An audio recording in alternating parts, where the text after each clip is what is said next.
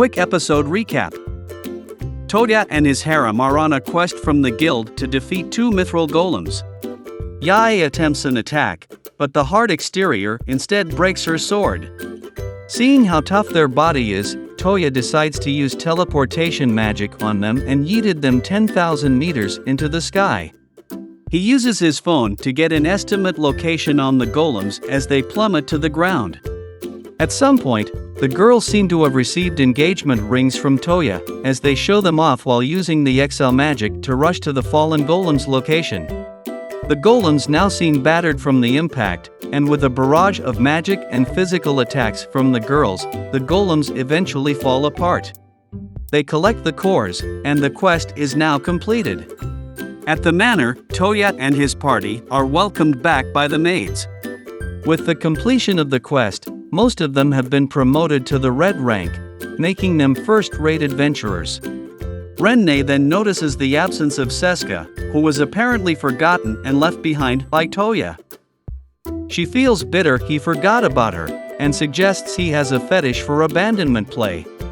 Rin steps in to stop her teasing, and Seska offers to forgive Touya in exchange for some sexy lingerie that matches his tastes. Not a bad deal, but Touya seems to dislike the suggestion. How timid. Rin remarks that Seska's ability to express herself as a gynoid is impressive, and wonders if she could reach such feats by programming. Rin mentions she wants to search for the remaining Babylon locations, but Touya is against it as he feels that the ancient technology is too powerful for the present. Though he compromises that if she finds more information, he might consider looking. In agreement, Rin threatens him with buying sexy lingerie as well if he breaks his promise. God then gives him a call, and Touya heads over to meet him. He was called because God and the love goddess wanted to check up on how he was doing. Touya reassures them that he is living a fulfilling second life, and thanks their support. For now, Touya decided that he will continue to work at the Adventurers Guild to gather funds for whatever he might want to do in the future. The love goddess then interrupts to ask why Touya doesn't have his harem on his phone screen. No point in asking, since obviously, as a typical Japanese MC, he'd find it embarrassing to do anything that even remotely implies romance. The gods admit they were stalking him the day he bought the engagement rings, and the love goddess apparently showed her support by making his harem have smooth fingers for the rings to slide on easier. Elsewhere, the harem is taking a bath while each are taken by their own engagement rings given to them by Touya. According to Lindsay, the rings have been enchanted with Excel, transfer and storage magic, which is how the girls could move quickly to the golems during their quest earlier that day. Yumina comments how incredible Touya is, and given his kind personality will likely continue to help others in need to the best of his ability. She worries that his good intentions will attract other women in need to Touya, and that their requests might risk harm to him. Obviously, he won't be able to refuse. Eventually, this might cause more women to flock to him, and Yumina is confident in her predictions that the harem will inevitably grow larger. She advises that they continue to work hard to support him.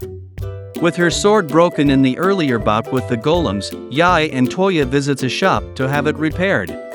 They plan to have the sword upgraded to something stronger, and Yae hopes to be of more help, since she was practically useless the previous fight. With their errand settled, Touya plans to head back, but Yae doesn't want it just yet. She nervously asks to spend a bit more time alone with him, and requests that they walk while holding hands. How bold! They've made a huge leap in their relationship, and after successfully clasping hands, they proceed to head back. Touya and Yumina go pay a visit to her parents, the King and Queen of Belfast. The King doesn't mind Touya having a harem, and the Queen even encourages her daughter to devote herself more to him. How supportive. When the King brings up marriage, Touya for some reason insists that they wait till he's 18 years old for that to happen. Technically, even if he turns 18, his harem would still be very young for the most part, so is there a point in waiting? Regardless, the king wants grandchildren, so he doesn't mind Yumina having children before marriage. What a chill father. The queen then mentions to Touya that some problems might arise if they announce Yumina's engagement as is. Those who wish to wed her will be hostile, while others may try to curry favor with Touya. Without any significant achievements to his name, there will likely be a lot of discontent among the people. Su then appears and proceeds to lay claim on Touya as well. After returning, Touya questions whether he would be king if he marries Yumina, and she confirms that so long as there is no other male born, he is the first choice to succeed the king. This causes him to ponder what he could do to create an accomplishment for himself that would benefit the kingdom. He observes that the city lacks business as there isn't any special products or locations for tourists to gather. To remedy this, he magically summons and creates a hot spring next to an inn. With the inclusion of a cheap luxurious bath, more people are bound to come for a visit. Touya invites his acquaintances over to try it out, and he laments there's only old men with him. On the other side, Seska offers to come over to wash Toya's back. She starts to climb the walls, but is electrocuted and falls back in. Touya then sternly warns the men that trying to peek over the wall comes with consequences. In the women's changing room, the girls are in awe of Toya's ability to build the facility. It literally popped out of thin air. What a cheat! Apparently, there are a lot of health benefits associated with using the hot springs, and the girls get excited.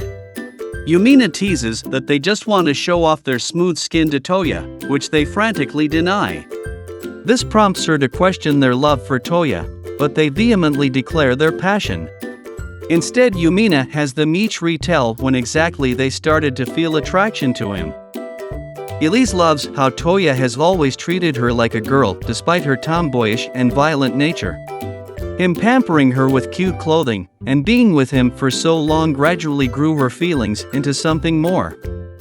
Everyone then urges Lindsay to go next, and she reluctantly states she always had difficulty talking to men, ending up frustrating them. Touya, however, was very patient with her, and gave her his full attention, and that quality of his allowed her to get closer to him, eventually budding feelings of love. Yade, on the other hand, fell for Toya's personality. He might look rather frail and seem like a pushover, but contrary to that, he stands up for his convictions and acts to protect those precious to him without hesitation. His gentle nature to care for others before himself is what attracted everyone to him. Yumina is much more simple, as it was love at first sight. With their love confirmed, everyone enjoys the moment together. While Touya was enjoying his bath, Rin intrudes on him, excitedly proclaiming she's found a ruin of Babylon. There's a time and place for everything, but now is not either.